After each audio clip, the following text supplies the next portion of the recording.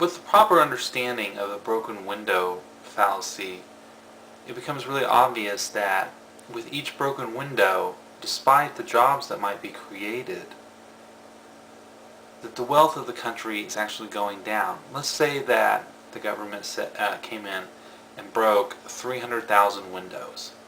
Well, that would make a lot of business for people in the window business. And it would be tremendous benefit to the glass people, all kinds of people in society. But when you actually look at the amount of wealth in the society, it goes down.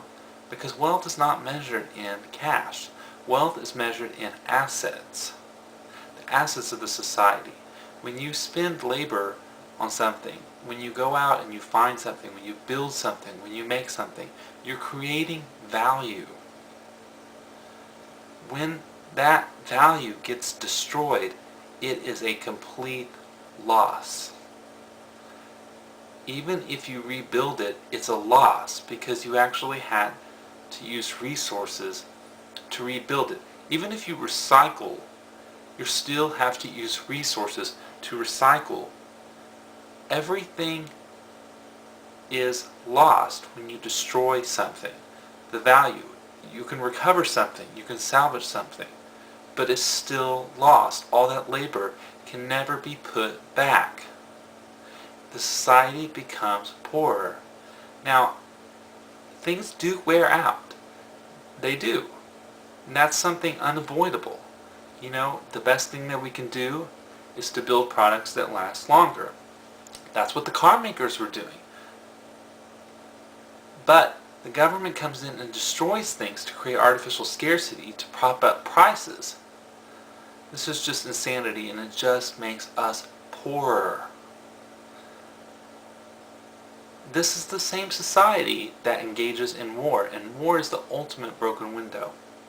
I've heard a lot of arguments about World War II and how it basically brought us out of the Great Depression. Well, it didn't make us richer, or at least it didn't on a world level.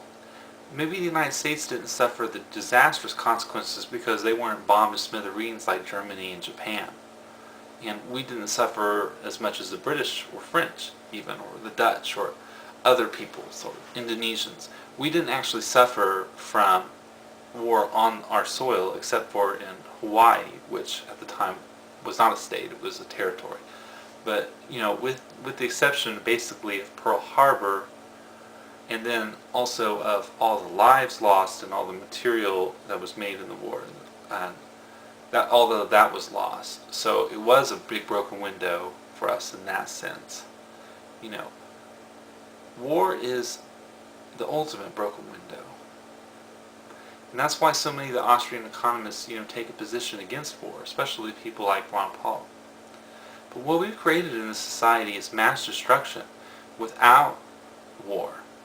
You know, when you have $2.85 billion in assets destroyed within a month or two, that's the kind of destruction that you would see in a smaller scale war. It's a shame, really, and it shows how low this country has gone. But it also shows the bankruptcy of Keynesianism. And maybe there is a silver lining in that sense. I mean, I can't sit there and pretend like this program is somehow good because it might help the Republicans win or something like that. I think the Republicans, under different circumstances, would have implemented this program. As I said in my last video, Bush Sr. actually supported this program. So I think it's not a Democrat versus Republican thing. I think that's a kind of illusion. You know, and I've heard said that this was a good program because it'll help get the Democrats out of power. I don't care about that. What I care about is destruction. You know, how much more destruction is this country going to go through? We simply can't afford to have another Cash for Clunkers, and that's why I'm doing these videos.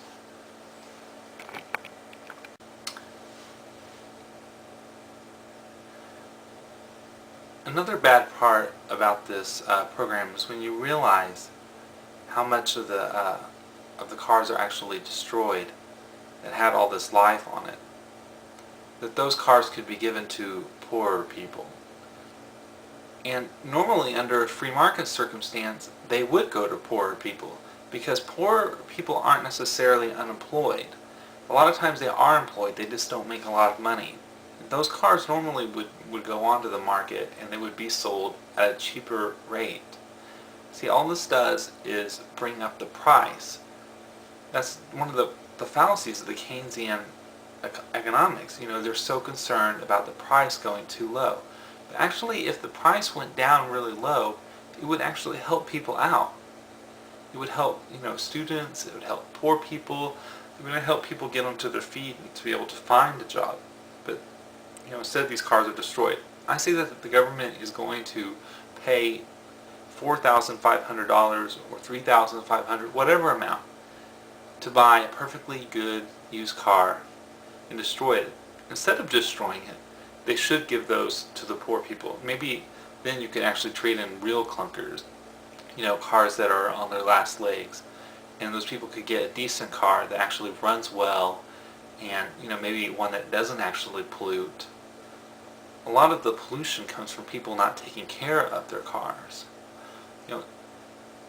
Most of the cars that were destroyed were cars that have actually better technology to get rid of some of the pollution that would normally occur in operating a vehicle.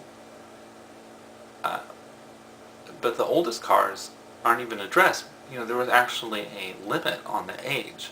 You couldn't, I think it was 1983 was the earliest year.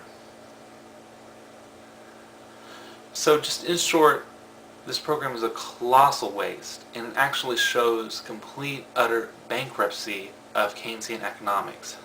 Instead, people are offering solutions like, oh, we should just give these cars to the poor people, because these people traded in all of these cars. We wouldn't have to do that if we let the market run on its own. Anyway, thanks for watching. Have a great day.